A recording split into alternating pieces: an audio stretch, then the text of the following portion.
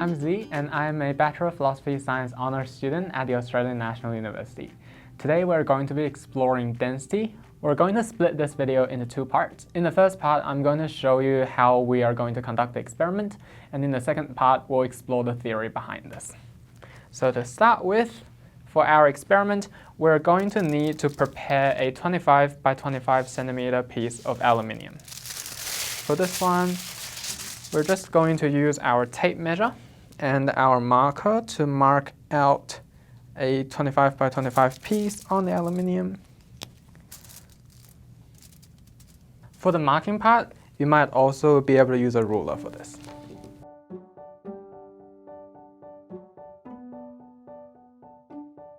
Now for the next part of the experiment, you'll want to split into groups of 6, and within the group of 6, form yourself into pairs so that we can do this experiment a little bit easier.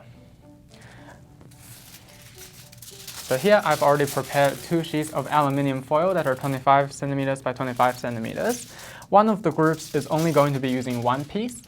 The other pair is going to be using 2 pieces of aluminium foil, and the last group is going to need 3 pieces of 25 by 25 centimeter aluminium foils. Now that we have cut all of our pieces of aluminium foil, we're going to use the results sheet provided on the website to record our results. So in the results sheet, you can see 2 columns. The first column refers to the diameter of the balls that we'll make with the aluminium foil in a second. We have pre-filled 3 rows for you with diameters 7 centimeters, 5 centimeters, and 3 centimeters. And we have left another 3 rows empty for you to design your own experiment. The second column is the amount of ball under the water. So in a moment when we start the experiment, the second person in the pair is going to be observing how much of the aluminium foil is under the water and report us the number based on the reference that we have provided below. So with our tape measure, we're now going to try and make an aluminium ball that is about 7 centimeters in diameter.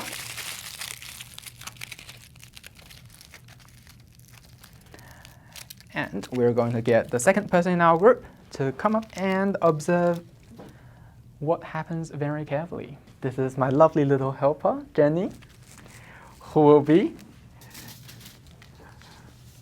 observing the experiment very carefully and letting me know how much of the aluminium ball is under the water. Okay, ready? 3, 2, 1.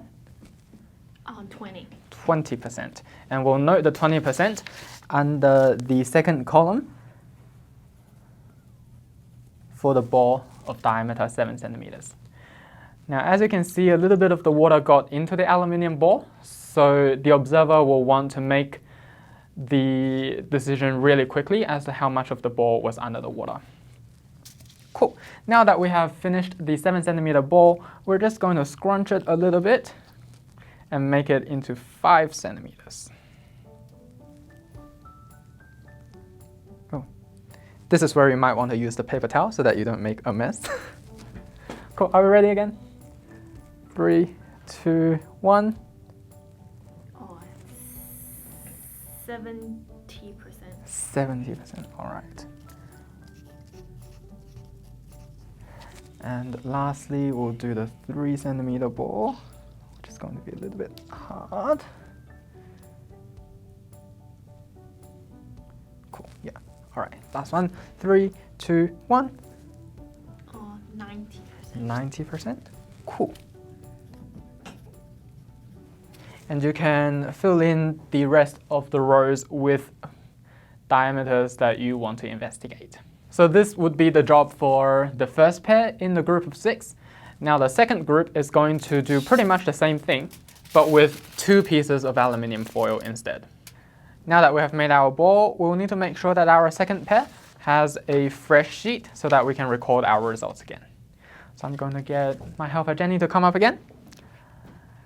And we're going to repeat the same steps. So my aluminium ball of diameter 7, and I'm going to drop it in. 3, 2, 1. 25%. 25%, okay. Let's write that down.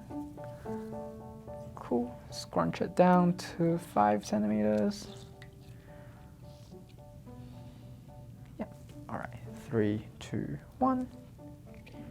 Oh, 60%. 60%. Okay.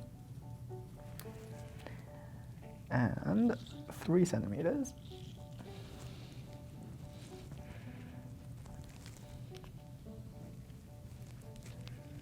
Okay, 3, 2, 1. Yeah, 95%. Cool, 95%. Okay, thank you, Jenny. And the last pair in our group of 6 is going to do the same experiment again, but with 3 sheets of aluminium foil. And after all 3 groups have completed this experiment, we can combine the results together and have a look at what they mean. Alright, hope you had fun with the experiment part. Let us now move on to the second part where we have a look at the theory behind this. So, our aluminium balls that we made into different diameters, when they have different diameters using the same mass, i.e. the same number of sheets of aluminium, we're changing its density.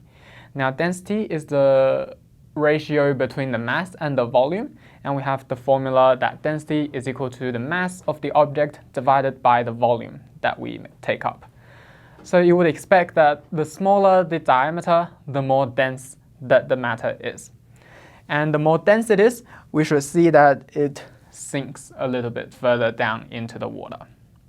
So we can have a look at the results that we have collected and see if that matches with what we have just discussed. So hopefully the results you have obtained, if you look at each experiment separately, you should observe that the smaller the diameter of the ball, the more of the ball that was under the water. And if you compare the different experiments within your group, you should see that the more sheets of aluminium foil you added to it, which means that there's now more mass per unit volume, that there should be more of the ball under the water. And as an extra fun challenge for you, we can actually change the water that we use. For this experiment, we used tap water. You can repeat the same experiment using salt water. So in our experiment, we changed the density of the aluminium sheets by crumbling them into balls of different diameter. Adding salt to water will also change the density of the water, and we can see how that will affect how much of the aluminium ball floats above the water. And then you can make a comparison to see whether salt water is more or less dense than our normal tap water. Okay, so I hope you've had some fun doing this experiment and along the way learned a little bit about density, and I hope to see you next time.